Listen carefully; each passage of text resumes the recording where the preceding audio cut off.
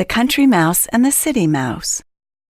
Here is a story of two cousins, a city mouse named Tony and a country mouse named Eddie.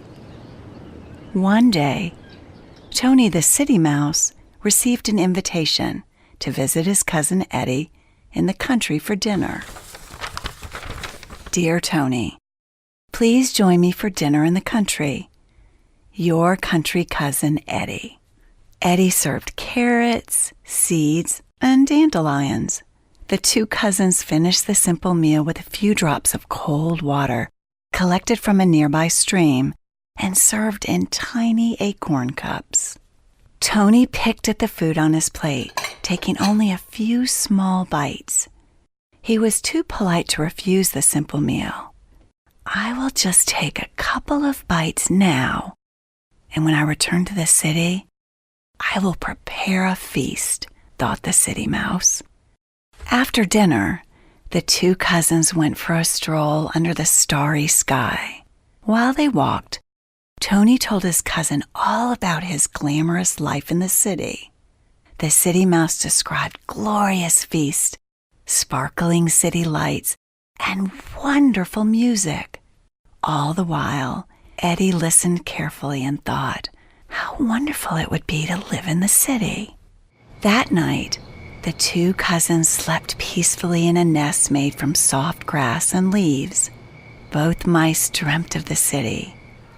In the morning, Tony invited his country cousin to visit him in the city, promising a feast fit for a king. Eddie happily accepted the invitation, and they were on their way. When they reached the large brick house where the city mouse lived behind a wall, they found dinner on the family's table. It was a magnificent feast, the most mouth-watering food Eddie had ever laid eyes on. The meal included meats, cheeses, fish, vegetables, 3 different desserts, and cold milk to wash it all down. Just as Eddie was about to bite into a chocolate brownie, he heard a strange noise at the dining room door. It's the family cat, warned Tony. The two cousins quickly hid behind the fancy curtains, daring not to move. After what seemed like an hour, the two mice decided to creep back toward the feast. Just then, the door swung open and in walked a man, a woman, 2 children, and the family dog.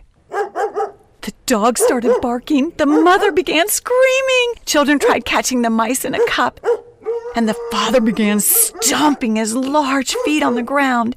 It seemed as though he was aiming for the mice. The cousins zigzagged across the floor and into Tony's bedroom behind the dining room wall. Eddie quickly shook hands with his cousin, thanked him for dinner, and scurried all the way home. Thank you. Goodbye.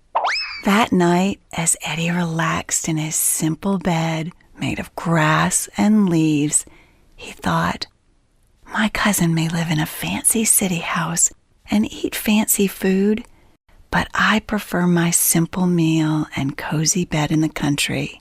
At least, here I can find peace, quiet, and safety. Home, sweet home. The end.